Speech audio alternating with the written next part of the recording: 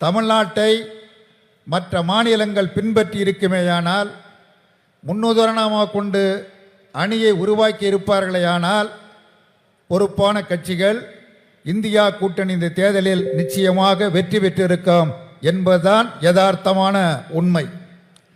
பாரதிய ஜனதா கட்சி முற்றிலுமாக தோற்கடிக்கப்பட்டு இருக்கும், நிராகரிக்கப்பட்டு இருக்கும். மக்களின் தீர்ப்பு பாரதிய ஜனதா கட்சியை ஏற்கவில்லை.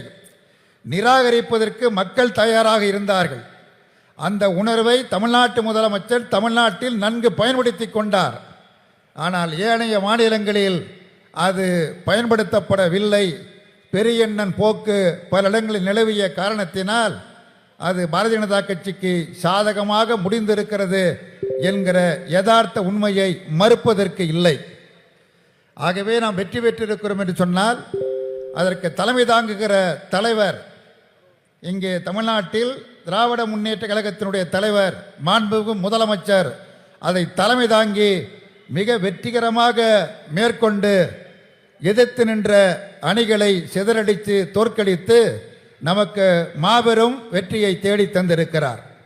சென்ற தேர்தலில் தமிழ்நாட்டில் உள்ள 39இல் 38 தான் வெற்றி பெற்றோம்.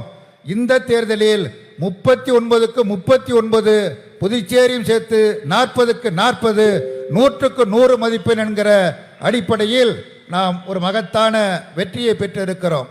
இந்த மகத்தான வெற்றியை தேடித்தந்த, மகத்தான வெற்றிக்கு காரணமாக இருக்கிற மாண்புமிகு முதலமைச்சர் அவர்களுக்கு உங்கள் அனைவரோடு சேர்ந்து இந்திய கம்யூனிஸ்ட் கட்சியின் சார்பில் பாராட்டுக்களையும் வாழ்த்துக்களையும் தெரிவித்துக் கொள்ள கடமைப்பட்டு இருக்கிறேன்.